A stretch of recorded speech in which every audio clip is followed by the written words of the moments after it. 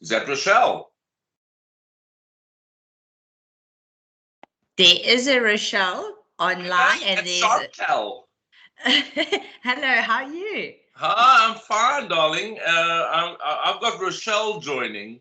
Yes, Rochelle is online. Hey, hi Sonia. Chantal, how are you doing? Well, and you? Good, good. So nice to see you. I'm glad you could make it. I have to make it because otherwise I'm never going to get it to work nicely for me. Yeah, I'm really chuffed, thanks. And how's life in Ireland, Andre?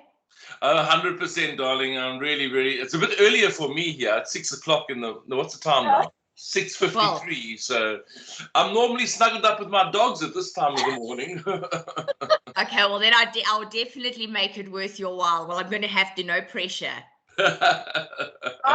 Why is Andre in Ireland? How long? You've been there for 3 years already, hey? Yeah, I moved here at the end of 15th of December 2018, but we had to get things ready. Then we flew back again to get the dogs, and then we came back with the dogs in February 2019. So but he's still got his franchise, Chas Everett, what's it, Cape Town South? Chas Everett, Cape Town South, yeah. Well, I don't run it anymore. That's now run by Sally, my sister. That's fantastic. She's the majority shareholder now. So did you go over because of Brexit? Brexit. I mean, Ireland. I'm not in the UK. Yeah, but I know Northern Ireland's part of the UK. Hey, I'm getting myself confused here. Yeah, the north of Ireland is still occupied. Yeah. Yeah. Okay, no, that's cool because I also opened up a company in the UK in London in 2018 in July. So yeah, I got to get going there as well. Not sure when I'm going to make it, but we'll see. I was just going to say, with your diary, Sonia, good luck. What sort of company is that? What do you do with it? The one in the UK? It's also Cornerstone Realty Specialist. Real estate company, yeah. Is it it sells real estate or helps real estate services?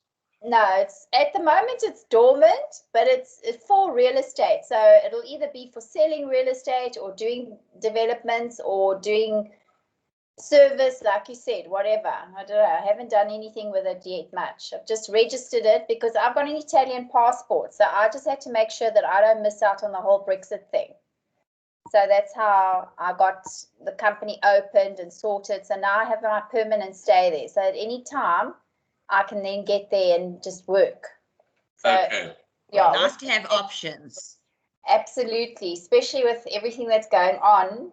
Well, if you want to adopt me, any one of you that have got options, I'm just saying, I don't have any kids, very little baggage, but the dogs have to come. My whole tech department, how's that? Okay, so I'm assuming we've now got other guests. I better stop with a personal chitter, hey?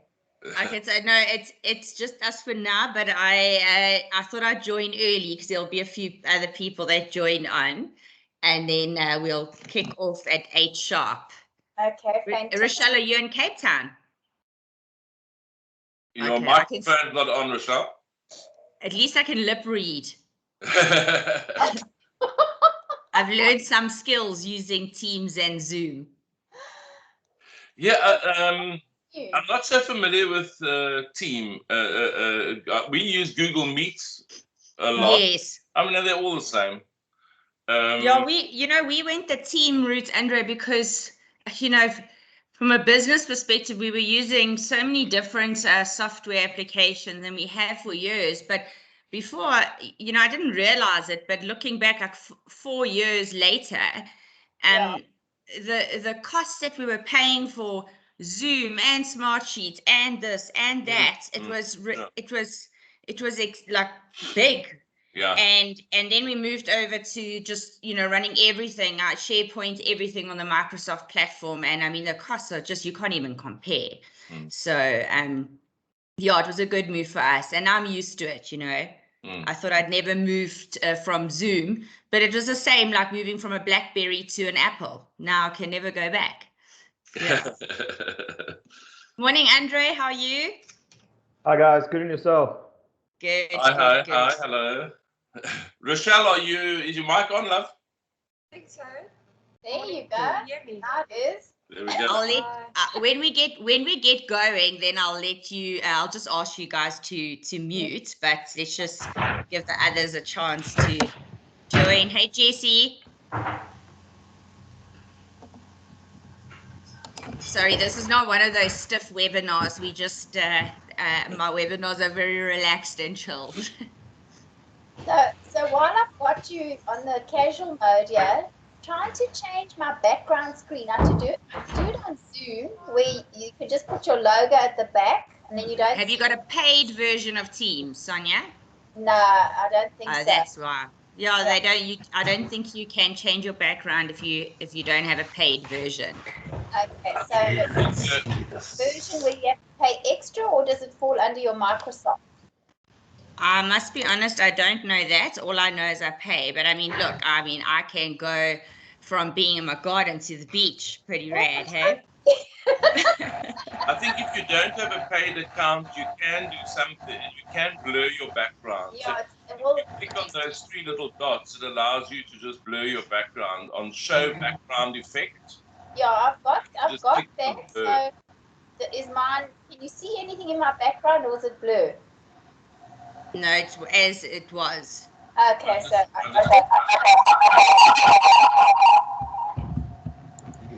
okay, so just for you guys that are online, sorry, we're just having a quick chat. We're going to kick off now, but when we start, I'm just going to ask you guys to mute yourself. I mean, you know how this works with all the feedback when there's a few people online. But at any point, if you want to stop and ask me a question, then just unmute yourself. Yeah, she is recording. Yes, I'm on. Oh, I didn't mean to record the whole beginning part. We'll have to edit that. No, everyone's going to know that Andre should be in bed with his dogs. No problem. Yeah. You will tell us anyway, Andre. Okay, so we are not going to wait. So yeah, so guys, if you wouldn't mind, let's mute yourself. And then, like I said, if you want to ask me a question during the session, then just unmute yourself, okay? But it just helps me. It's actually more helpful for me because I can concentrate when I don't have all the background noise coming through. So thanks for that. Just a quick question, Chantal. Are we going to need to work in our actual accounts? No, not today. All right. Okay. Jessie, will you just mute yourself? If you don't mind. And then I think, Sonia, if you can just mute yourself. There we go. All right, good stuff. Am I muted? No. Let me just see if I can do it.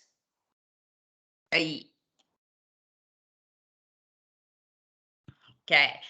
So yeah, like I said, if you want to ask me something, just unmute yourself during the session. Otherwise, you're going to be speaking in your own little fishbowl. But for those of you who I haven't met, my name is Chantal Fraser, and we might have worked together over the last 13 years. I've had lots of engagements and done a lot of work in the real estate space. So yeah, thanks for your support over the years. But today we're focusing on LeadSquared, and I will share the recordings with you guys. So let me just share my screen quickly because I actually just want to take you through what we're going to be focusing on. So this is not going to be the same kind of content that you guys would have seen, on maybe one of our YouTube videos before or a previous session that we've had. Today we're going to be, well, the sessions that I'm running are basically happening today, Thursday, and then another one's happening on the 26th. So I will be recording them and sharing them with you guys. I made a bit of a boo-boo on the link, so apologies for that. So I am going to ask you, if you wouldn't mind, is just to pop your email addresses in the chat box so that I can make sure I share the recordings with you afterwards, okay? Because I'm not going to be able to remember all your names now. So the first session that we're going to be starting with off today is really going to be focused on how to set up your LeadSquared sales CRM, okay? And why this is important, because every single one of you, yes, at the end of the day, you all might be selling properties, but you all have your own sales processes and the way that you do things in your business in order to get to the point of making a sale. And the whole objective of me putting together this webinar is that we want to help you create and achieve sales effectiveness in your business. Okay, now, this morning I was just thinking about, like, how do I explain, like, what this means? And I don't know, for some other reason I got this crazy download, and it reminded me of, I think it was about 2 weeks ago, I ordered a dishwasher. Well, I had to order a new dishwasher off Take-A-Lot. So, when this dishwasher arrived, it was in a box, right? And it's the same thing that you guys have gone through. You've subscribed to LeadSquared, and now you've been given this product in a box, although the box is in the cloud, same concept. But the point is that dishwasher is not going to do anything unless, first of all, I take it out the box. And then once I've taken it out the box, you don't just plug it in and, well, I thought you do that, but you don't just plug it in and start using it. There's you've got to test, there's like a water test you do to test your water pressure, which then tells you the optimal setting to use for your dishwasher. And then you pack your dishes in the dishwasher, right? And although once the dishwasher is on, it washes your dishes for you, all right? And the thing is that if I don't choose the settings and manually switch it on and put the dishwashing tablet inside, all right, and press go, my dishes are just going to sit inside that dishwasher. So automation still requires you to actually do something to control that engine that's going to actually do the magic when you switch that button on. Does that make sense? And that's why this session is so important, because when you guys sign up for LeadSquared, we give you an account that comes with, let me call it like a foundation, right? But from that foundation, that is where you guys have the ability to add your own magic to it, your own sales processes. And if you do that, all right, it means that you're going to be supporting your salespeople to achieve effectiveness in their sales process. Okay, so just in terms of this particular slide that I've put together for you, and sorry guys, I didn't go for pretty because it's more around the end result, but you will know that in the world of real estate or sales, is that moving a lead, from being a lead to a closed sale that actually generates revenue for you, a lot of stuff happens in this process. It's not just an easy straight path from here to here. There's a ton of things that happen, and working with each and every one of you, and going through the different processes that you have. I mean, that speaks for itself. I don't have to go into that detail. And when you're dealing with bigger deals, the bigger the deal is, the more complex it becomes. And what we find is a lot more people in your team become involved. Now, and that's not, that's true for every sales industry, not just real estate. So when I say more people are involved, what I want you to think about for a moment is that so many people have been conditioned, or we think that a sales CRM is just for salespeople. All right, that is far from the truth. A sale cannot happen. If you think about your own business, a sale cannot happen without the people that apply for bonds on behalf of your sales agents. You know, it won't happen without the attorneys. It won't happen without what we call sales enablement or sales fulfillment. So it's a whole team of people, and like a factory line, if you can imagine that process in your head, that comes into a sales process. So why I said that this training is for administrators is because an administrator, you can't have everybody coming in every day and changing the settings to that dishwasher, because it's just going to confuse the daylights out of it, and you're not going to have your dishwasher working in optimal states all the time. So just like LeadSquared, you know, you've got like a chief as an example, and that's what we call the administrator role. That will make the change that then filters down for everybody in the organization. But you can't have everybody making changes to those settings. All right, are you with me so far? Okay, but if you are not an administrator and you're on this training today, all right, every single one of us have got ideas. In every single business, we are working together as a team or meet up, on a weekly basis, and you all have ideas that will help your entire team move from A to B in a more efficient way. And so as a salesperson, although you may not be the administrator changing settings in LeadSquared, you still have great ideas, and you still will come up with ways that make your job in sales or even in marketing easier, that you can suggest for your administrator to change. And I think, again, very importantly, is that a lot of salespeople kind of just go, well, this is our system, you know, we'll use it because we have to. But at the end of the day, there's no I in the word team. And as a salesperson myself, in closing on the slide, is that I certainly did not join the profession of sales, and I call it a profession because it is hard, it is hard work. And, I consider it, something really, really important. If we don't bring in the money as salespeople, nobody else can get paid. So, just remember, this is a very important function in a business.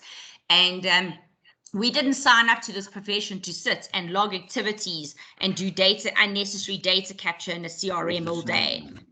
So at the end of today, what I'm wanting to achieve with this particular session today is help you understand what the possibilities are, and get to a point where you guys are what we call LeadSquared certified, where you understand how to actually change your LeadSquared engine. Okay. And then just for the guys that have just started, please would you just keep yourself on mute. And if you want to ask a question, you are most welcome to stop at any time and just unmute yourself. I'm sorry, I'm not okay, there we go. Thank you. You've muted yourself. So just unmute yourself when you've got a question, and I will do my best to answer. If we're going to be covering the answer to your question in one of the next parts, please don't think I'm rude if I say we're going to park it. Okay. So let's start off here. Now, I just want to confirm you guys can see my slides, right? Okay, good stuff. And I will share this with you as well.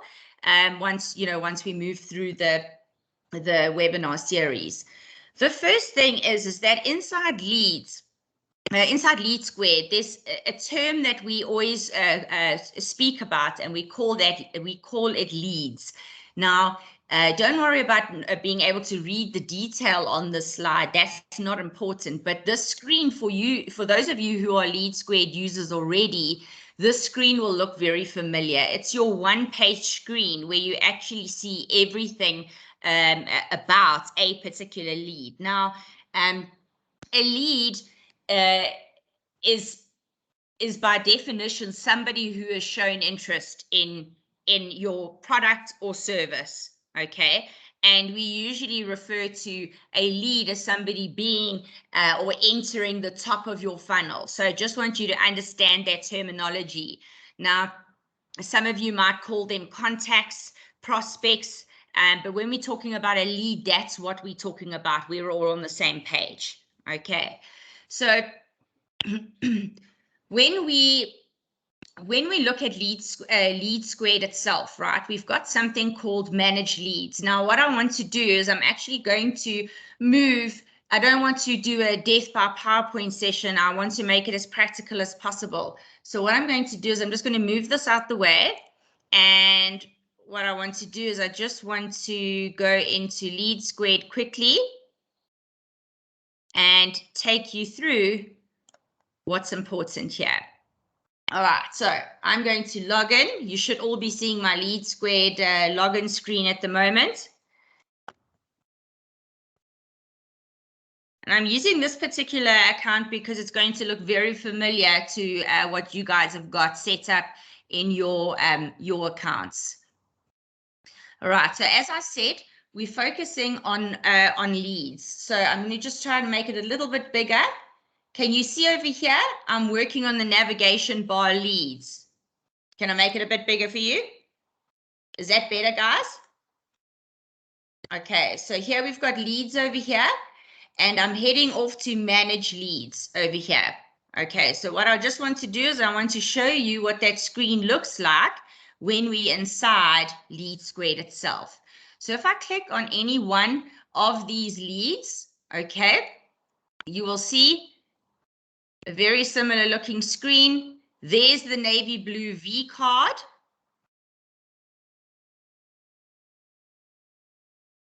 Okay, here we've got a box called lead properties. And over here, we've got our activity grid. Okay, now this is really, really important. So the first thing is that if you look at this V card over here, guys, the V card is essentially where you see your lead's name, your lead stage, and their contact information.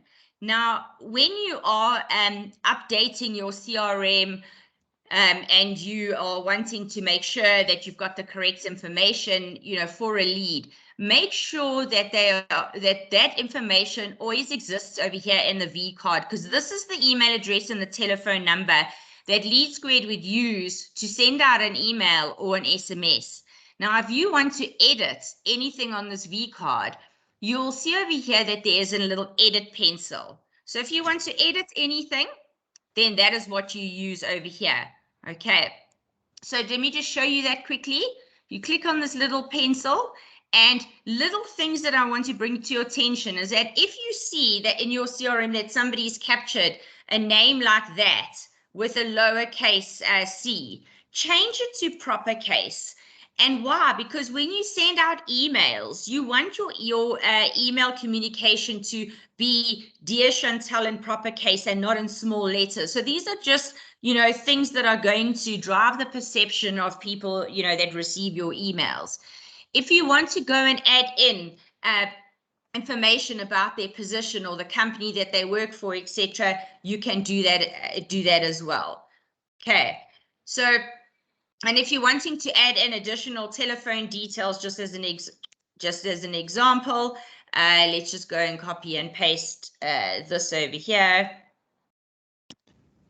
You can go and update all this information. So that is how you update your V card and LeadSquared. And just make sure you click the little blue save tick. Okay. Now that's very important. Underneath the V card, you've got something called lead properties. And this is something that I personally really enjoy in lead properties. Now, when you look at this right now, a lot of your accounts may look different. You've got the ability to decide what you actually see on this screen over here, if that makes sense. Okay. So first of all, once you have decided what you want on your lead property block, you can edit any of this information, because every time we engage with somebody, whether it's over the phone or an email or doing a campaign, this information is continuously going to be enriched. Now you'll see in my profile, I've set up that I've got a field over here with a drop down where I can select the prospecting area. So what area does this lead fall into? They fall into Linden. I've also got something called lead stages. Now, guys, a lead stage is that journey that somebody takes, all the different stages from the time they enter the top of the funnel to the time they become an opportunity. So in this case, I'm going to leave it as stage not set because I haven't contacted them. If I know the property anniversary, I can add that in over here. What kind of contact are they? Okay. So in this case, if I know this person is a seller, I'm going to update them as a seller. And then the next step is that in this case, I'm going to say this person is single and lead source. It came in via direct traffic. If I want to put in a wedding anniversary or a birthday, I can do that. Okay. So that is basically how you would update your lead property block. And really, really important, because the more you update in your lead properties, these are fields that are going to help you very, let me call it, hyper segment your database, which means you're going to be able to search for a very targeted sets of data and do campaigns. Okay. Now, if you want to customize the screen, so basically what I've just shown you quickly is I've shown you how to navigate the V card. I've shown you your lead stages, and I've shown you your lead properties and how to edit both of them. All right. Now, the next thing is that I want to show you how you can customize your lead properties, because having everything you want to see on a one-page view is going to save you a ton of time. You don't want to be clicking to, you know, multiple or unnecessary screens if you can customize this lead properties. So let's go and do that. So the first thing is in order to customize the lead properties, I want you to just be familiar with another term that we use in LeadSquared, and we call that custom lead fields. Okay, so when you're thinking about LeadSquared, those fields that we've just gone through together, like first name, last name, email, phone number, those are all what we call default lead fields, right? And those are things that are going to be required in every single one of your LeadSquared accounts.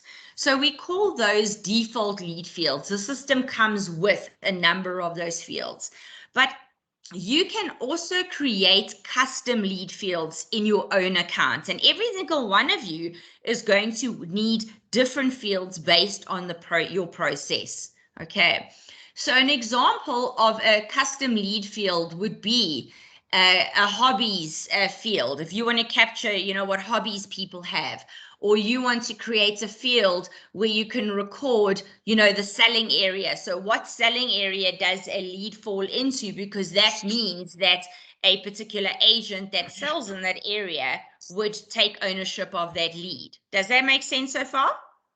Okay, good stuff.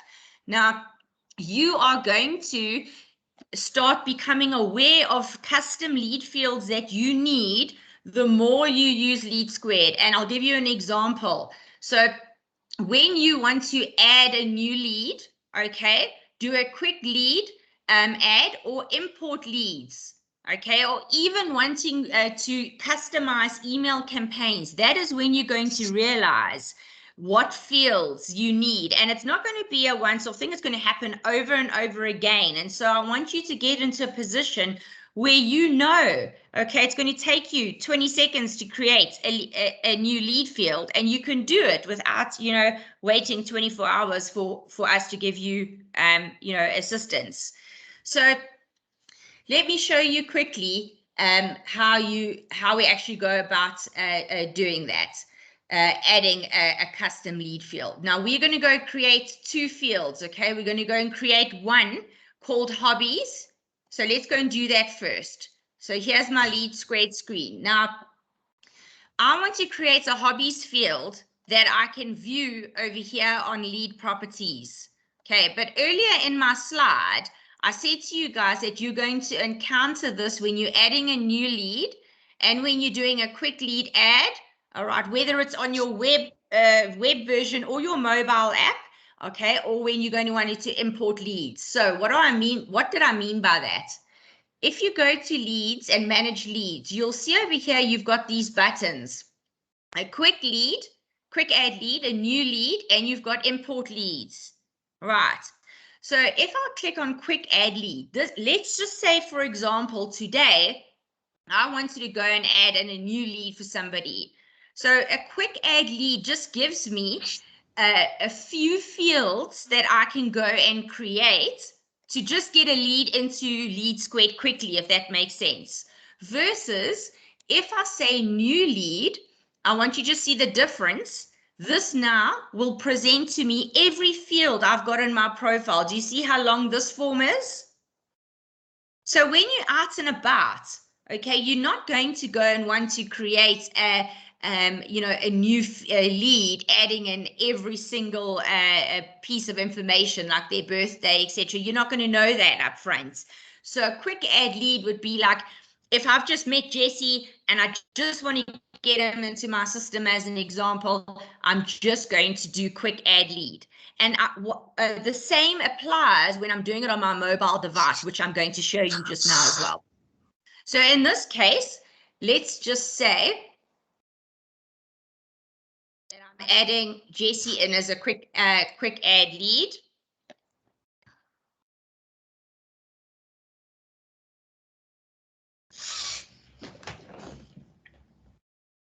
Right, and all I know right now is his name and his contact details. I don't know anything else. So now I say save and close. See, that is a quick add lead. Now, maybe what was missing on the screen is that I actually wanted to have the hobbies field. Okay, so I just want to show you this again. Maybe I want to have the hobbies field on here. And also what I want to bring to your attention is that I might not want to have a birthday field on adding a new lead or an opt-in, opt-out date or notes, if that makes sense. Now, every single one of you can customize your quick add lead based on your requirements. Okay, so when we talk about lead forms, this is what I'm talking about. Does that make sense so far? Very important. Okay, so now let's go back. So we're going to head off to settings because we want to go and add in that custom field hobbies. So we're going to go off to settings over here.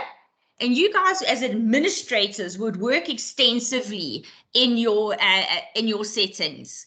So the page is broken up into kind of 3 columns. So on the first column, you always go and select leads. Okay. Once you've done that, we're going to go off to lead fields, because these are the fields that we want to create. And we want to create custom lead fields. And if you forget anything, there's a little question mark here. So if you click on that, it's going to show you exactly step by step how to go and create a field. Okay. So let's go first of all. And before I go and create a field, what I want to go and do is I'm going to go and search for a particular field first to make sure I don't duplicate a field. So I'm going to go and create a field called hobbies.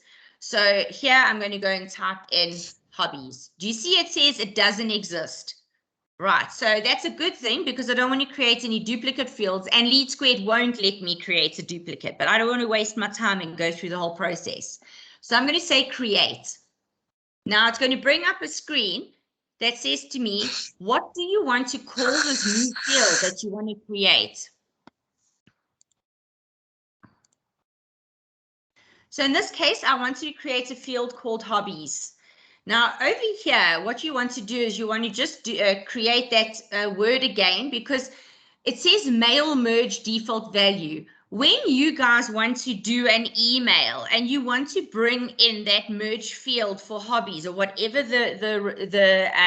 whatever's populated in that hobby field, then this is why you want to include it over here.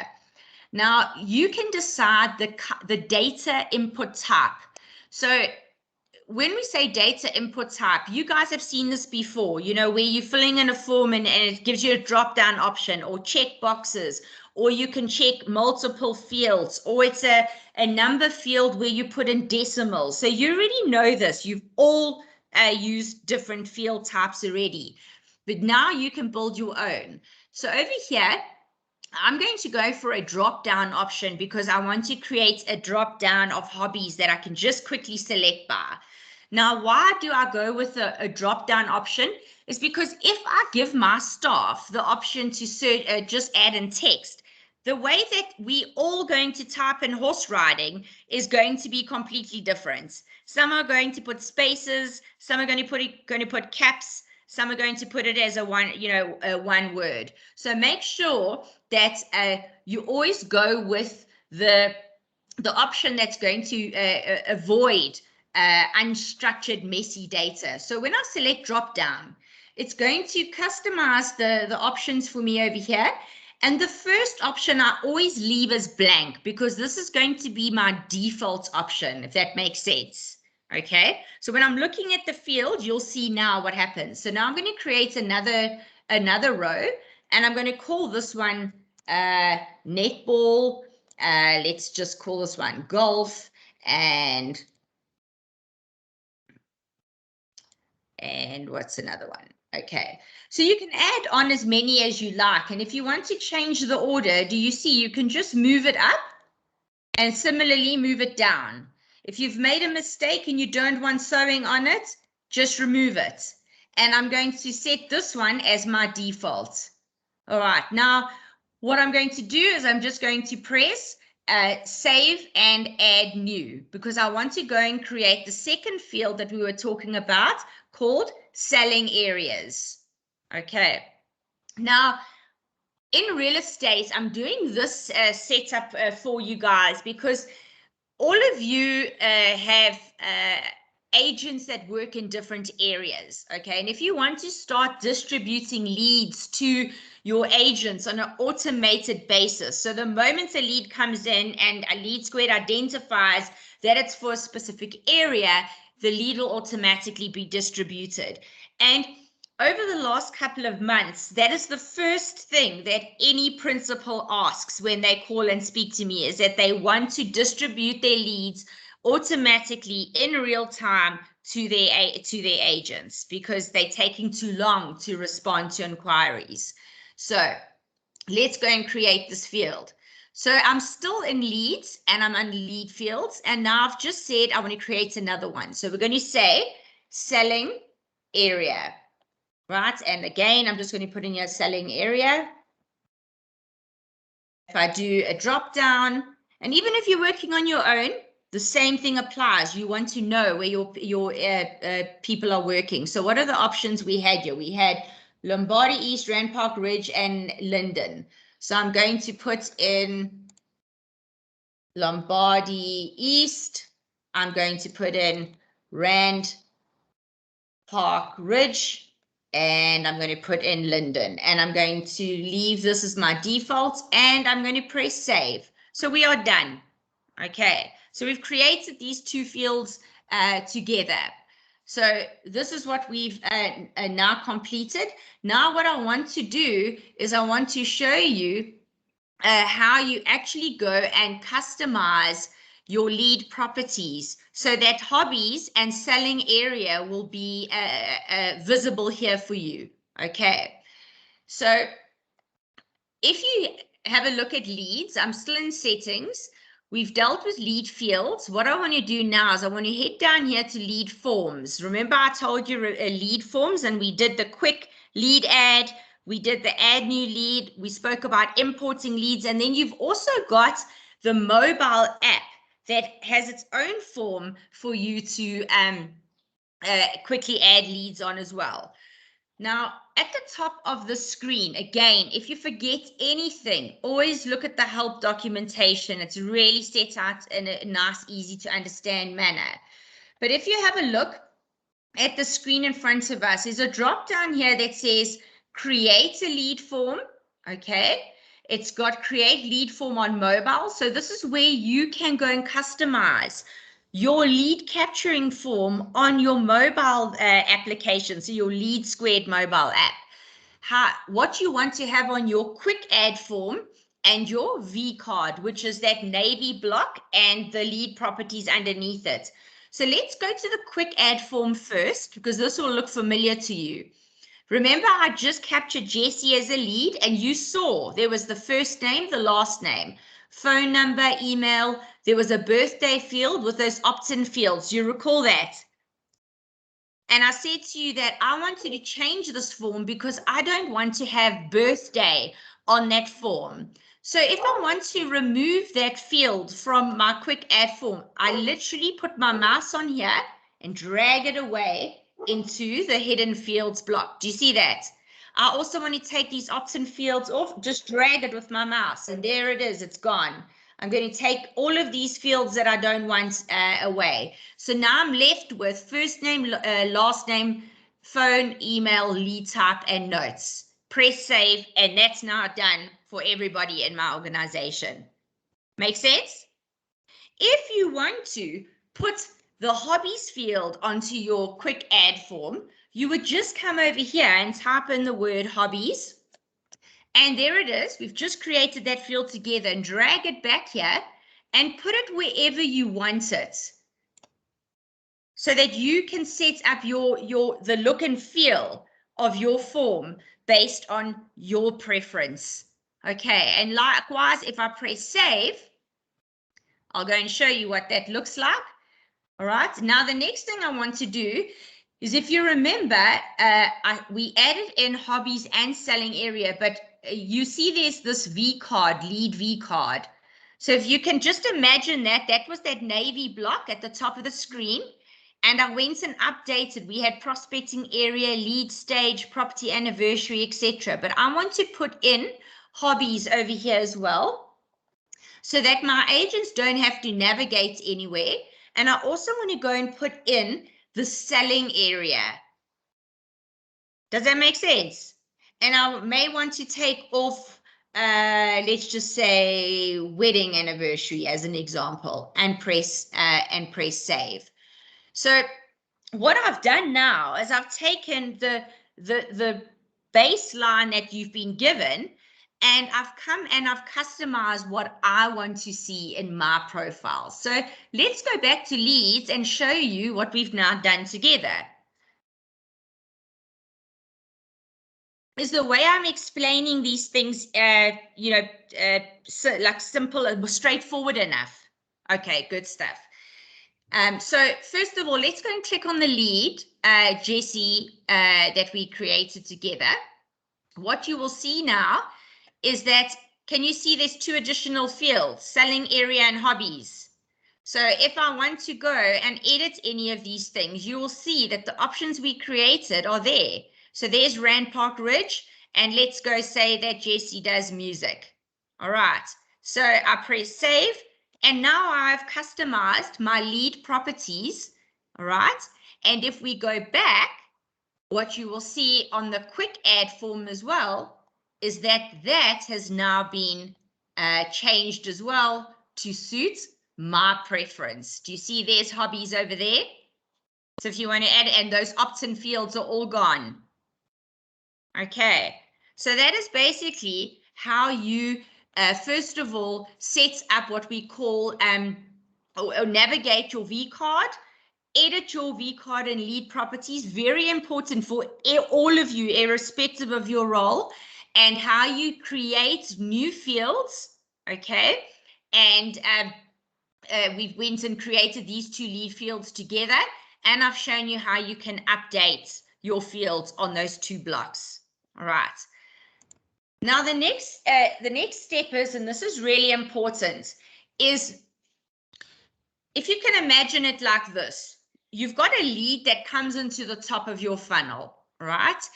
And we want to basically set up all the stages, what we call a lead stage, all the stages that a lead would go through before they become a closed sale. Okay, so let me just say that again. You have a lead. It could be me I go onto your website and I send you an email saying I'm interested in selling. All right. You've created some awareness and I have shown interest. Would you agree? That's where we are. Now, the next step is that somebody in your office is going to call me, and at that moment, you will know, based on the questions you ask and how the conversation goes, whether I qualify as a potential opportunity. Now, when somebody becomes an opportunity, and why I've got this red block here, is because this is when they now move into your sales funnel. Not every lead that you get is going to become an opportunity. And not every opportunity is going to close, unfortunately. But what is key critical is that if you set up your lead stages correctly and you set up your sales funnel properly, you will be able to use LeadSquared to nurture into every single layer of your funnel, here and here. Okay, because this is what makes you money. But if you don't keep this full and nurture at every level, you're not going to get to this point unless you have the lucky wins that come in every now and then. Okay, so let's go into LeadSquared quickly. And when we talk about, let's just go into a lead. When we talk about lead stages, all right, these are the stages I'm talking about here. So you've got it over here and you've got it over here. And if you update it in either place, they will always be the same. So if I click over here and say edit, and I speak to Chantel, right? And right now she's a new lead. A new lead means that I've just received an inbound email or she's called, as an example. Now, the next stage is that I go and contact Chantel. I speak to her and she says, I want to sell. All right. So I'm going to say contacted, right? And I'm going to save that. And the next thing that I'm going to do in my business is I'm going to go and mark this person in terms of what kind of lead are they. All right. I'm going to go and say, well, she is a seller. She's looking at selling. And I'm going to press save. So now what I've done is I've updated my lead stage. Very important.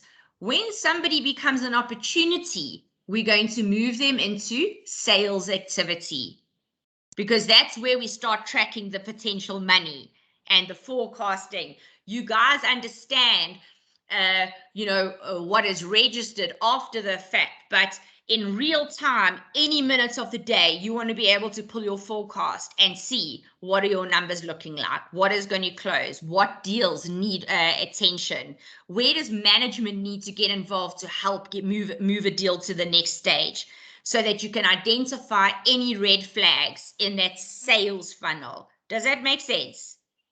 Okay.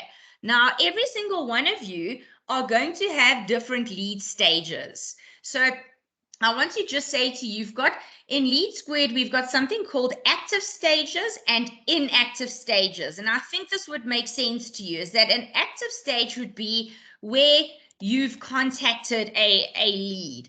And an inactive stage would be, let's say that the person, they don't work. So they don't have a salary, they can't buy a house, so they don't qualify.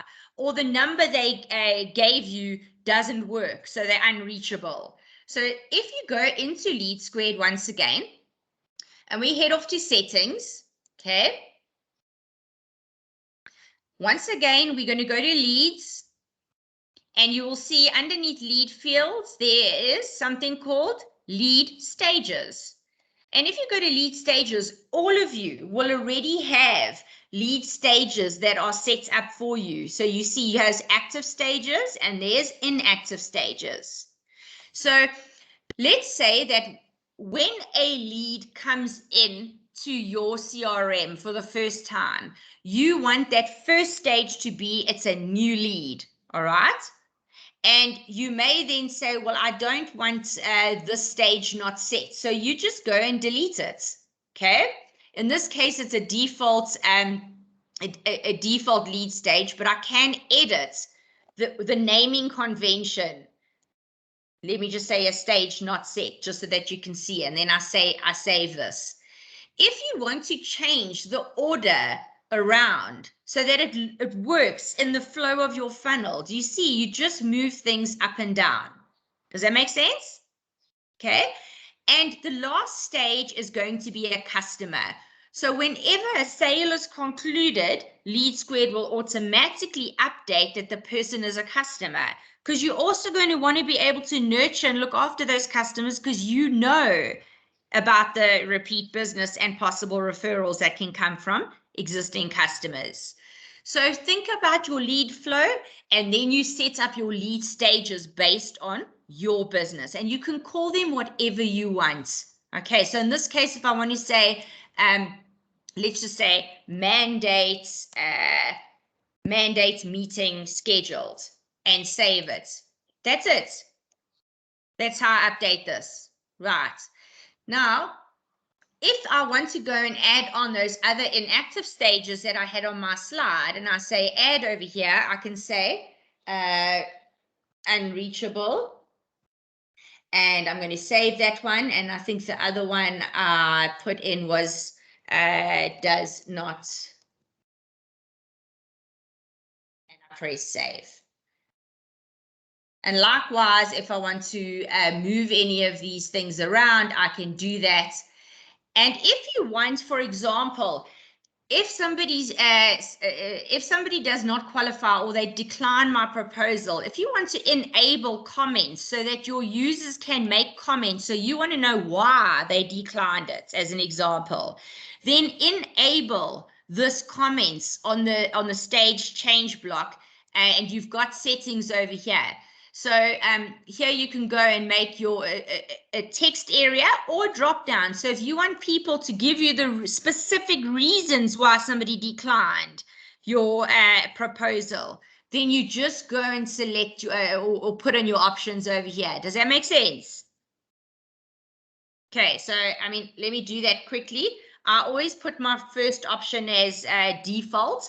I will just say unemployed. As an example, and say save.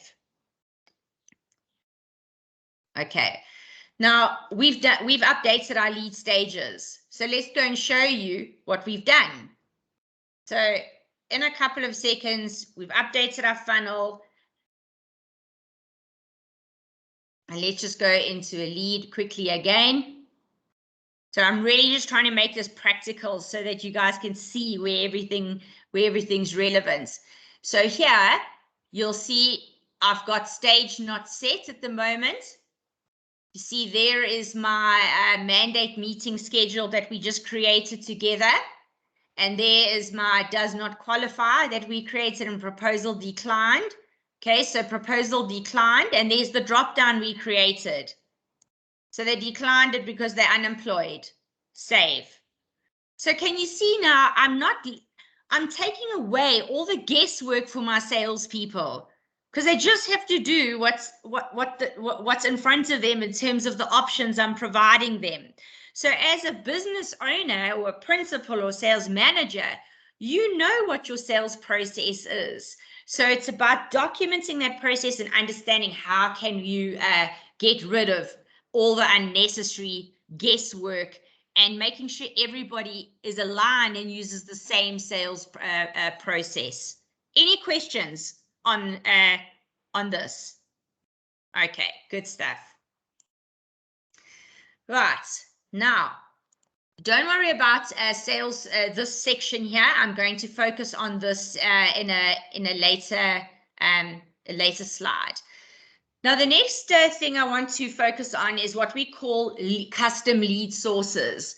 Now, LeadSquared comes with what we call default lead sources inside the platform, but all of you maybe call things, different things, or some of you do maybe street activations, or you do show houses, etc. And I want to show you how you can actually go and set up lead sources because it's really important for you to understand where your leads are coming from. You'll hear people in marketing talking about lead attribution.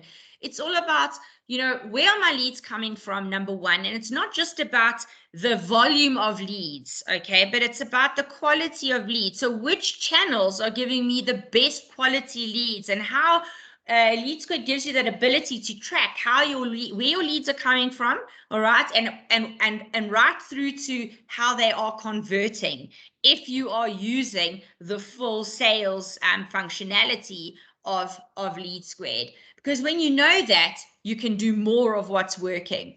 So where our clients are doing things like Facebook paid lead ads or Google paid lead ads, they know at any moment in time which keywords are working for them. They know what ads are working. They know which organic ads are working. And over time, it basically shows you when to send your emails out, you know, what email subject lines are working. But if you set up your lead sources at the start, this is the beginning of managing your leads.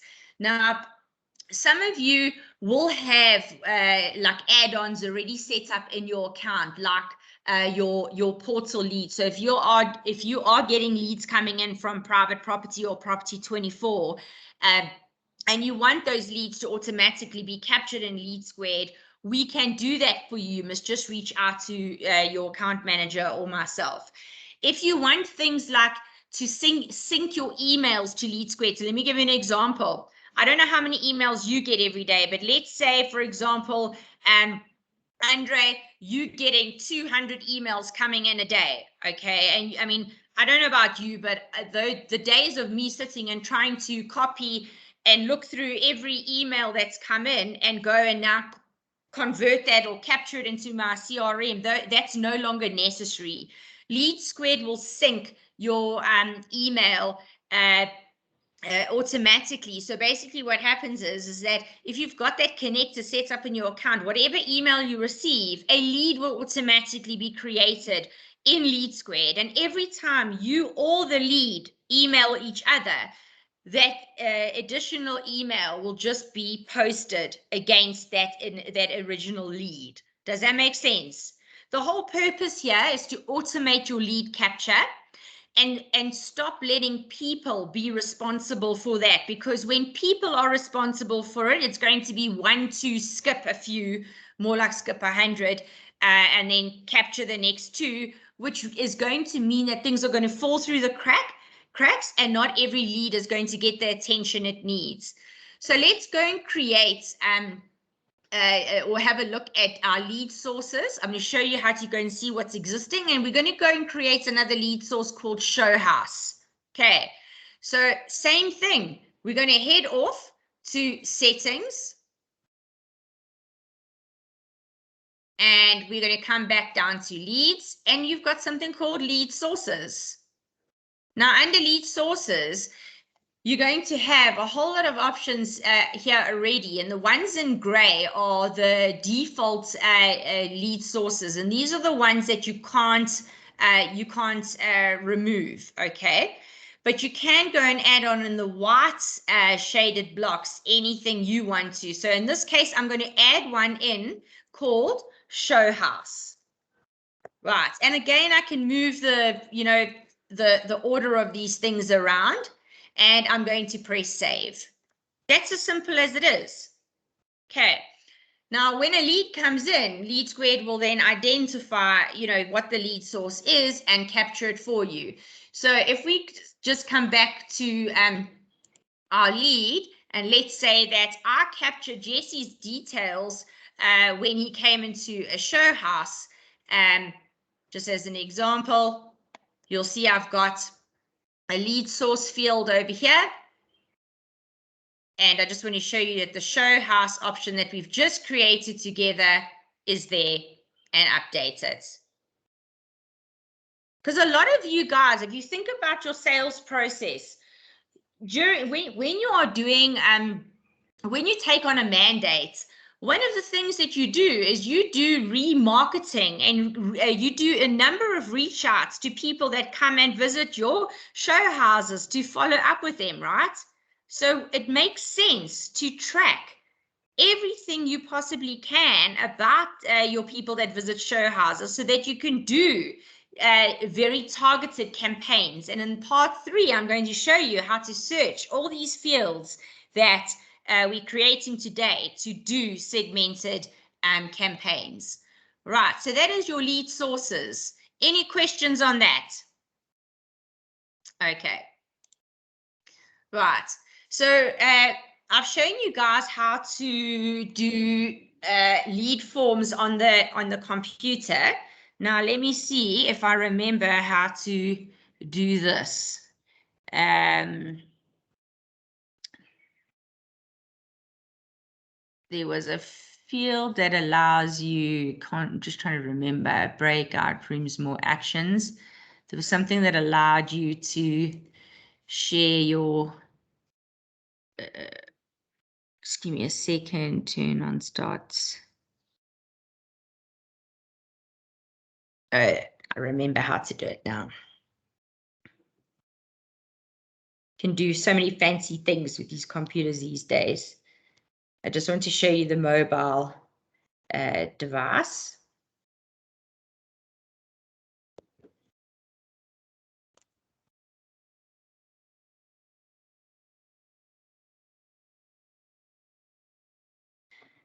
Okay.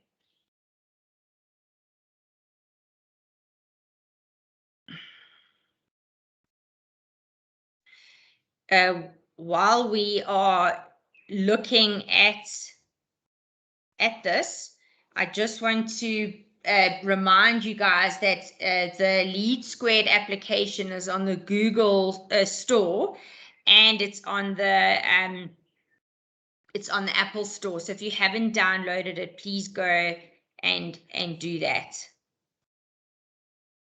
Okay.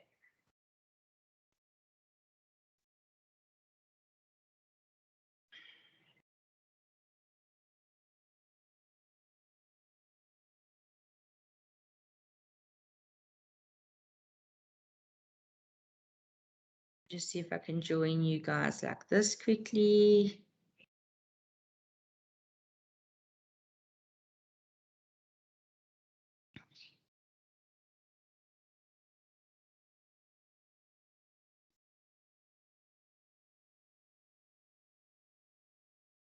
Sorry guys, my apologies.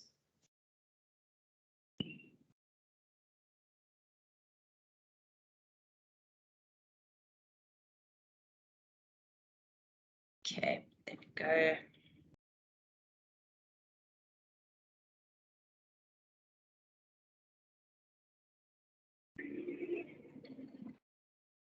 I'm just joining the meeting from my mobile device.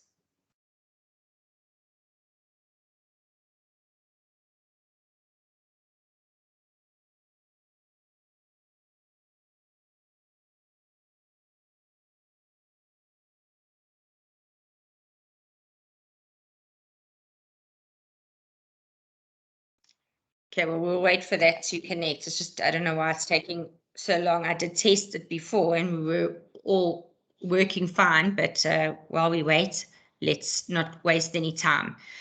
Okay, so just to remind you that you just need to download the mobile app from the Google Store or the Apple Store. Okay, so next section. So we've gone through now and shown you all the lead forms, the lead stages, the lead sources. I just want to show you the actual forms on the mobile device and what that looks like. But let's come over here. Right, so this is really, really important for those of you who are looking at or have more than one user using LeadSquared and or are looking to bring more and more of your team on board. And the reason why I say that is because every single one of you that I engage with have the same requirement. One, you've got agents working in different areas, okay? And you know the story about if I'm working in this area, I do not, as an agent, I do not want Andre to see any of my leads at all. So this is how you solve that problem about keeping your leads let's call it private. And the other option here or other consideration is that some of you have got 2 agents that work as a team in a area, and this is how you deal with setting up those kinds of scenarios using LeadSquared to support the way you guys do business. Does that make sense? Okay. So one of the things just to be clear on is that I want to just use this example. So you've got a structure on the screen here, and you've got Chantel, that's the principal. Then we've got Saram, who's like the office admin person. So she's like our go-to guy. He's our go-to guy. And he does a lot of things on behalf of agents. And then we've got Adrian. He does all our marketing. So if we want an email campaign to go out, Adrian will do that. And then we've got a sales manager, Carlos. Some of you will have this layer and some don't. Some of you skip this layer because the principal fulfills that role. But in this case, we've got 2 agents, Bernadine and Devarshan. They were both sales agents. And I've put them into a group with this red block because they work in the same area. Okay, so what that means is that they both need to see the leads for that particular area. So I want to show you how to set this up, and this is really, really, really important. So the first thing that we're going to do is we are going to take you through the management of users. Now, when you guys subscribe to LeadSquared, you might say we're subscribing for 10 users. And 10 users get provision to your account. And so you as an administrator have got the ability to deactivate users if they leave. You can change their passwords, and you can also do things like assign them specific roles, permissions, and this is where I want to cover that part of LeadSquared, because this is where I've identified there's a lack of knowledge. Okay. So let me go and show you the management of a user. So only an administrator can do this, all right? So first of all, when you log into LeadSquared, if you come over here to settings once again, you'll see there's an option here that says manage users. Now, those people that you saw on my hierarchy are all listed over here, right? So you'll see there's Adrian, he's a marketing user. There's Bernadine, she's a sales user. Carlos, Chantel's the administrator, the principal. Then we've got another sales user, Devarshan, and we've got that office admin person who's also an administrator, Saram. Okay, so an administrator role is somebody who's got access to everything. They can do everything. You don't want all your salespeople to be administrators. You only want the chiefs that are going to be changing this engine to be administrators. Okay. Then you've got a sales manager role, which I haven't put in here now, and there's a reason for that. And I don't want to complicate things, but we're only going to work with sales users. Sales users, basically, what that means is that when I log in as a sales user, I can only see leads that I'm supposed to see. Okay, I can't go and change the settings or create new lead fields because that's going to impact the way everybody else works. And I can't go and do marketing campaigns. You want to just control what people can do. However, you can set permissions for specific people down the line. Okay. So if you want to create a new user, you would create the user over here. But if you've got 6 users, you can see here it tells me 6 active users are allowed, and I've got 6 users set up already. It's going to tell me you can't save this new user, if that makes sense. Okay, but if you wanted to create a user, you're simply going to go and put in their first name, last name, email, and put in their role. If it says you don't have space because you've already loaded all 6, it just means that you need to reach out and buy another license. That's basically what you need to do. Now, if, let's say, Carlos has forgotten his password and is not receiving like a password reset email, you as an administrator can go and change their password over here and go and change the password and give them what their password is if you want to do that, and press save. The moment you do that, their password will be reset. Okay, so that function is there for you. You can also go and set permissions, etc., which we'll get into shortly. So that is basically where you go and see your users. And let's say that Carlos leaves the organization. We want to deactivate him so he cannot log into LeadSquared. You would do that immediately. Okay, I think that's pretty straightforward.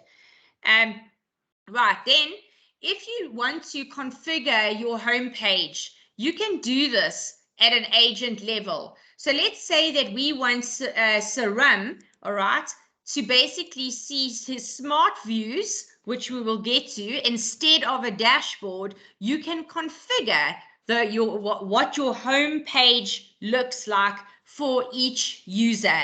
Every user works differently and has got different preferences. So you've got that option to change what they see as well.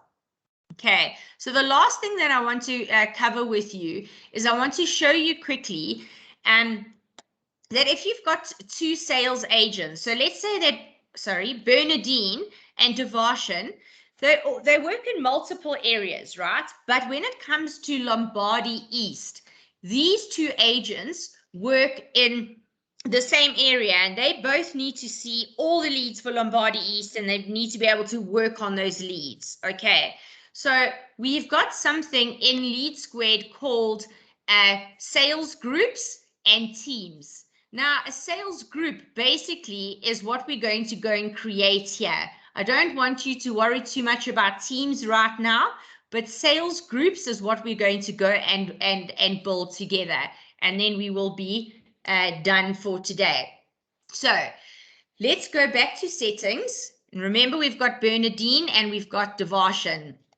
So if you come over here to users and permissions, you can still see your users here, but what I'm going to do is I'm going to come over here to sales groups. Okay, now sales group allows you to group people together, all right, in so that they both can work and receive leads based on location, etc. So in this case over here, you'll see that I've got a sales group, but I'm just going to go and delete this quickly.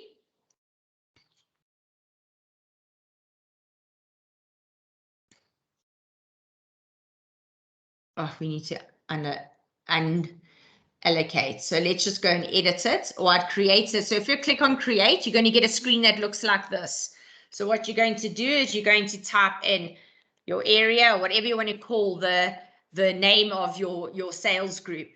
Now, here when we get to the next tab, I'm going to go to managers, and I'm going to only work on managers.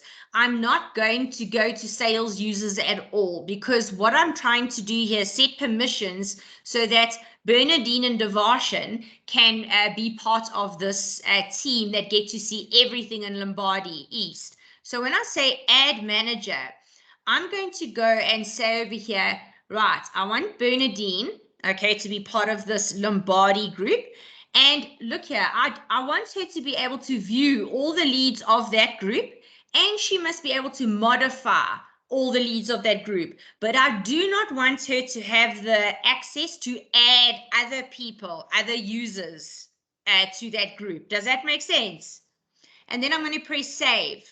Then I'm going to go and add another manager. Now you can only do this if the users are set as a sales user, and that's why on that grid when I started off you saw there was no sales managers. So I'm going to create this here and say Devarshan. He must also be able to view all the leads of a group and modify, but he can't add any users, and I'm going to press save. And Carlos is over there because he's the sales manager, but I can take him off at this stage. Okay, Now I'm going to press save and close. And that's it. That's how you set up a group. So whenever my lead is captured as Lombardy East, okay, and Bernardine or Devarshan log in, they will be able to both see exactly what each other see, but just for Lombardy East, if that makes sense. No other agents will see those leads. So that is why sales groups are so important in the application of LeadSquared for real estate. And the difference with teams versus sales group is that when it comes to teams, and that's how I put together the slide, is that a team, as an example, would be sales agents are all part of a team. Your admin people are all part of a team, and managements are all part of a team. So let's say, for example, that you create a team called sales agents. And you would do this because you know in your business, my sales agents start work at 8 and they finish at 5. Okay, so it's almost like setting up your workday template for groups of people, teams of people in your organization. So by setting up teams, if you want to automatically check them into LeadSquared at 8 o'clock on the day that they start, all right, and check them out at 5 o'clock, the time that they finish work, you can do that. If you know that your sales agents or your call center team all take lunch between 12 and 1, you would set that up in your workday template so no leads will be assigned to them between their 12 to 1 when they're on their lunch break. You're going to assign them to people who are available to reach out to your leads immediately. Does that make sense? So that's the difference between a sales group and a team. But right now, for purposes of this training, I want you guys to focus on sales groups.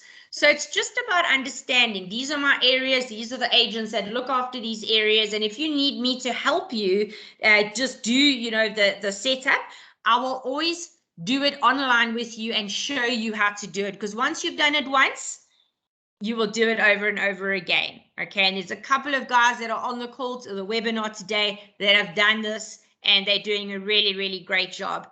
And I'm sure they'll tell you it's really not a difficult a task to do. Right. So the last thing I want to do today is just show you the permission templates. Now, permission templates is really, really, it's the easiest way to understand it is like this. If I work for you, let's say you guys are all principals and I'm a sales agent. One of the things that I'm pretty sure of is that you would not want me as a sales agent to have access to download, all the data out of the CRM, right? You also may not want to allow me as a sales user to delete anything. So you can set those permissions up as you see fit for your business. So I've just gone here, I'm still in users and permissions, and I've come down to permission templates. So you'll see over here under sales users, let's come over here and say, I want to edit this. And if you say create, it would say the same thing. You're going to get a screen that looks like this. Now, all it's asking you to do is say, okay, what do you want to, when it comes to a sales agent, what must they be restricted? What access must be restricted? So I don't want them to be able to do any marketing campaigns. I don't want them to be able to view any reports. I'm just making this up, right? And when it comes to the leads, you'll see over here, I want them to, my salespeople have to be able to view a lead, okay? But I might want to make it partial. So what that means is that I might not want them to see every single field. So I might want them to see things like, I don't want them to see the person's job title, or I don't want them to see the telephone number. It just means that you mask, that they can use the field, but they can't physically see it. It's just hidden. Okay, so those are options that you've got. So some of the things you'll see here is that for sales users, most people don't allow salespeople to delete a lead, delete any activity, or delete a task. They're also not allowed to export leads, activities, or tasks. They also usually restrict sales users from importing data because, they just import it incorrectly. So they rather let the administrator do that, or admin person. So you would just tick it. And they are allowed to mark a task complete and press save. And you can set up permission templates for every single user, or at a sales group level as well, or at a teams level. Because you might have 5 agents and one of them is really good at marketing campaigns. So you might want to give that person access to do marketing. You can do that. And here's where you create all the roles you want to in your business and your permissions. So it's not like out of the box, you have to use it like this. That's how you can go and configure the permissions. But the key thing that I wanted to share with you here is the sales groups today. It just showing you how you get people to view, especially if they're working in a team, if that makes sense. Okay, so guys, I am not going to do sort of run over time. I'm going to do smart views with you on Thursday because it is quite important. But at this stage, what I'd like to do, and we'll stop here, is to maybe give you a chance to ask any questions. So if you've got any questions, just unmute yourself and please go ahead and ask. So Chantal, I have a question. On my profile, I see it's limited me to 2 users. Is that just because there's one of only? Yeah, so your users are based on your plan. Yeah, so I mean, if you're paying for 1 user, then you would have 1 user, and in your case, the reason why you see 2 is probably because one of them is a LeadSquared license that we use to help you work in your accounts. Yes. So okay. Yes, and then go I'm ahead. trying to put myself under the sales so that I could break up my areas. No, you don't have to, Sonia. You're Yeah. the only user, so you are the administrator and the sales manager and all of the above. Okay. So you can't. There's nothing to segregate because you're the only one using the system, so you'll see everything. If that makes sense. It's only when you start adding other users. Yeah. Okay. But you'll see when we cover automations, etc., and in tomorrow's session, you will see how you can do different things for different areas. Okay. Anybody else? Was it helpful? Did it make sense? Did it give you some ideas today about how you can go and configure your accounts? Yeah, absolutely. Absolutely, yes.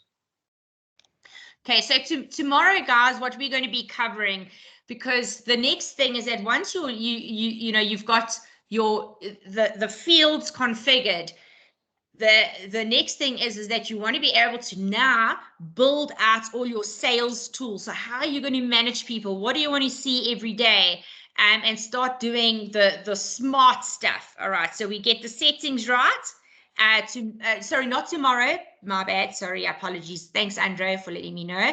Thursday, the 21st. And then the last session is going to be on the 26th. And that is going to basically cover customer journeys. So,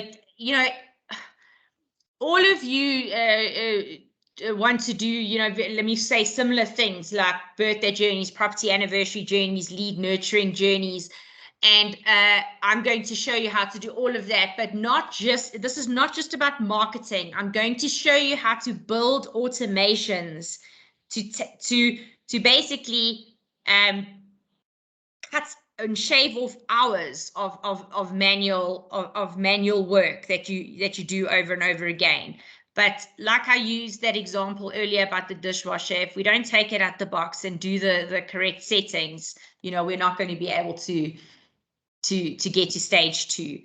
So you don't have to go and have your account completely configured and everything sorted out by Thursday. We're working in the demo profile. But what I am going to say to you is after we finish this 3-part series, you would have ideas, and then you are most welcome to reach out to me, and we set up an online meeting and talk about your business and how I can help you set up your profile accordingly. Okay. So that's it from my side, guys. I'll share the recording with you. Have you all popped your email addresses in the chat box so I can share the recording with you? Thanks. I made a bit of a boo-boo with the links. Apologies for that. So